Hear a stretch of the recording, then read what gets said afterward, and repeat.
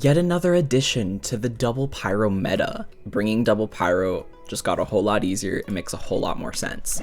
No, a new weapon did not come out that enhances Ganyu. No, a new artifact set has not come out, but instead a new support character. And this is the Ganyu buff that no one, and I mean no one, is talking about.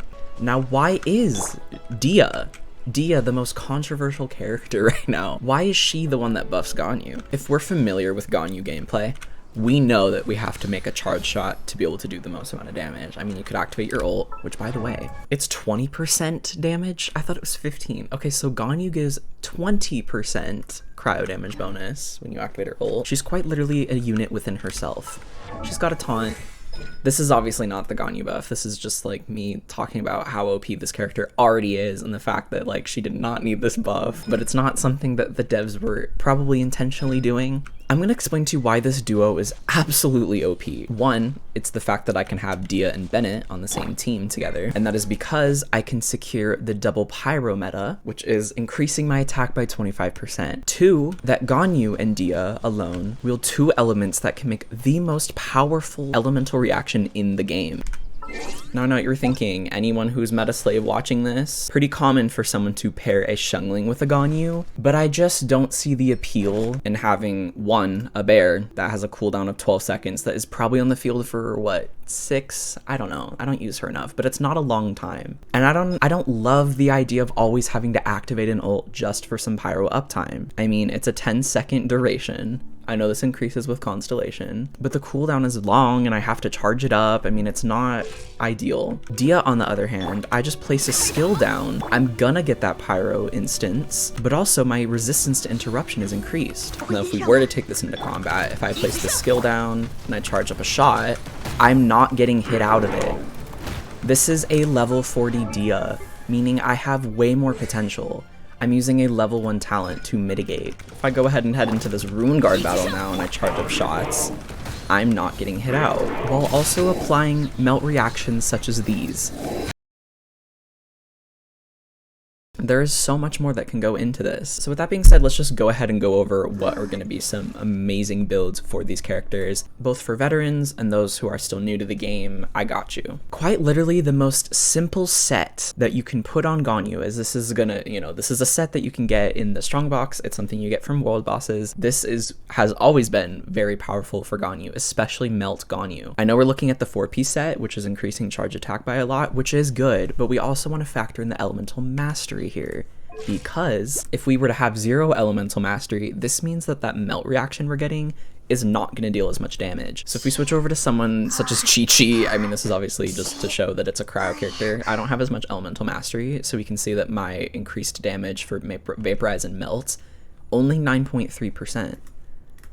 Ganyu at 86, this is already up to 16.1%. So this increases very fast. It's incredibly important that you're getting elemental mastery substats. The main stats you're gonna want are attack sands, a cryo damage goblet, and a crit rate / crit damage circlet, depending on what's gonna make your ratio better to a 1-2, or at least going to guarantee that you will crit, because it's not ideal to do 5% crit rate and 200% crit damage. Maintain consistency, please. Now for artifact sets. So with Wanderers in mind, let's say you only have a 2-piece Wanderer, that would be great. You can still get that 80 elemental mastery bonus, but maybe you don't have good enough artifacts in this set. Well, you can always pair this up with just a 2-piece Gladiator. You can piece it up with a Shiminawa. You could even pair it up with a 2-piece Blizzard Strayer. Now there are instances where you could run a 4-piece Blizzard Strayer, but I find this to be more efficient when you're running a Freeze Ganyu versus a Melt Reaction Ganyu. Now as for bows, there's quite a plethora. I don't obviously have a plethora on this account, but literally the best economic weapon is this Inazuma craftable. I mean, just look, it increases our charge attack damage. Now, what if you haven't unlocked Inazuma? Another weapon you could use is Prototype Crescent, just because it's a 4-star bow and obviously it's not gonna take you down by a lot. Okay, I'm conveniently having to take this over to the Genshin wiki because for some reason I'm not able to preview bows that I don't have. It just says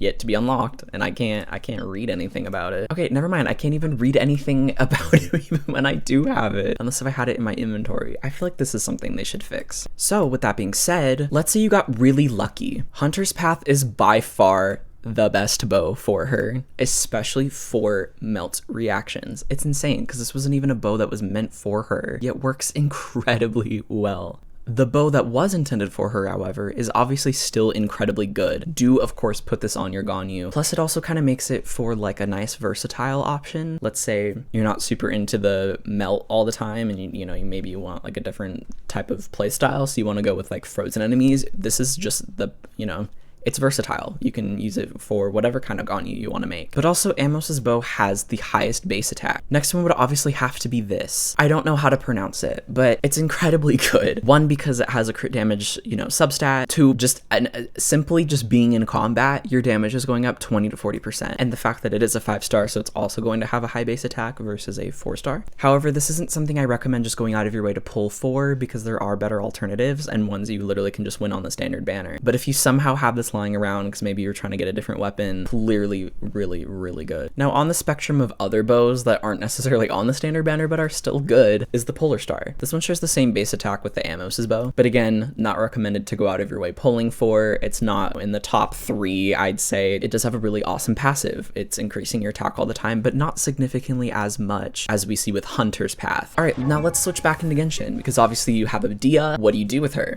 You know, I'm loving this character because for the longest time, it has been such a meme to hate the bell.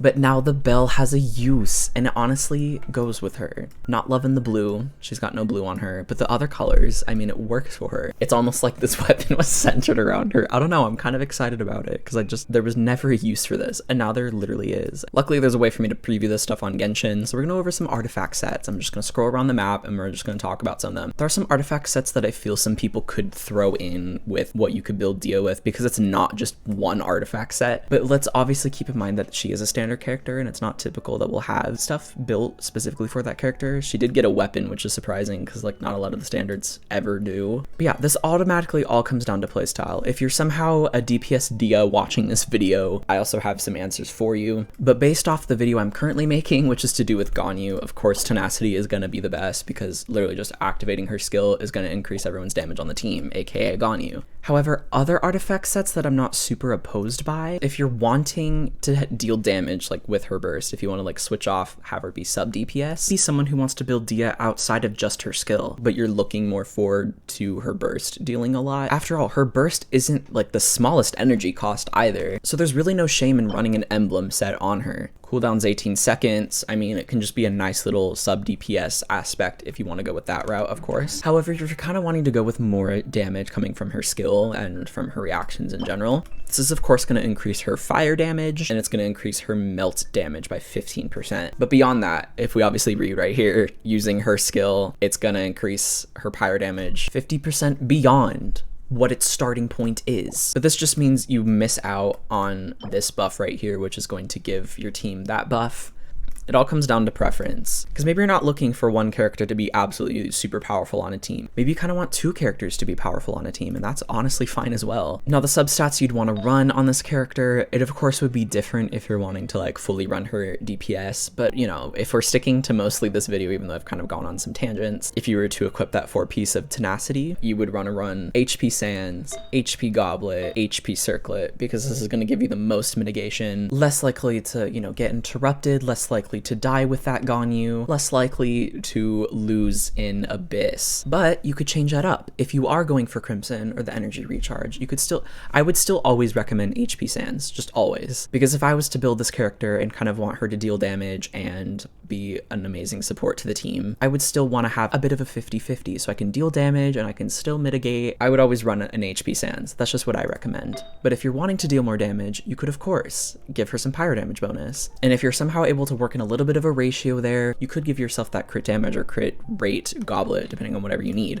So yeah, with all of that being said, that was a lot of information to digest. And it was also kind of fun to like learn about a character that we really haven't seen a style of before. So welcome in Dehya mains, welcome in sub DPS Dehya mains support. I appreciate y'all for wanting to build this character. Now if you'd like, I do have some other character guides of characters that you probably should not miss out on. Some other duos that you don't want to miss out on. You can go ahead and click this playlist right here and check out all those videos.